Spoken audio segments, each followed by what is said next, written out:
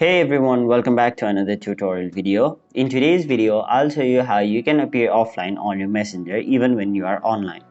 So the first thing you want to do is open your Messenger app.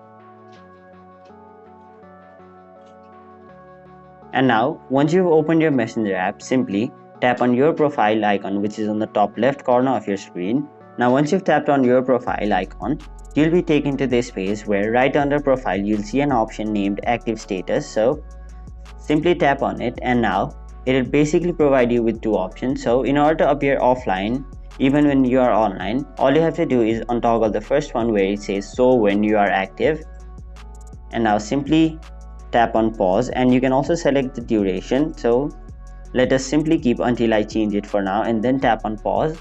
Now it will turn off our active status, and now even if we are using our Messenger right now, other people won't see me as active. So that is basically how you appear offline even when you are online on Messenger. That is it for this video. Hope this video was helpful to you guys, and if it was, make sure you like this video and subscribe to our channel so that you don't miss out on further videos such as these.